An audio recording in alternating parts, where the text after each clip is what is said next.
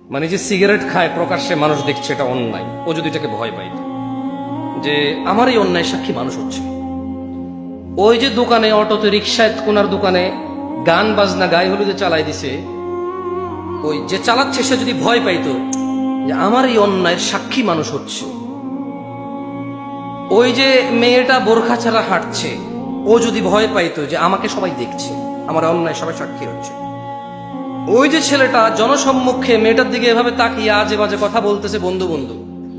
ওর বন্ধু যেটা শুনছে, ওর বন্ধু যেটা সাক্ষী হচ্ছে, যদি ও এটাকে ভয় পাইতো মানে আল্লাহর ভীতি অবলম্বন করতো, আল্লাহ বলছে যে লাফাতাহনা আলাইহিম বারাকাতিন মিনাস সামা, যদি জনবসতির লোকগুলা আল্লাহর ভীতি অবলম্বন করত তাইলে আল্লাহ তাদের জন্য আসমান আর জমিনের কল্যাণ উন্মুক্ত করে দিত। আল্লাহ করবে না, আল্লাহ করেনি। আল্লাহ বলছে যদি এরা আল্লাহ ভীতি অবলম্বন করত গুনাহ করার সময়, যদি এরা ঘুমের সময় আল্লাহ ভীতি অবলম্বন করত যে ফজরে যেতে হবে, ঘুমানো যাবে না,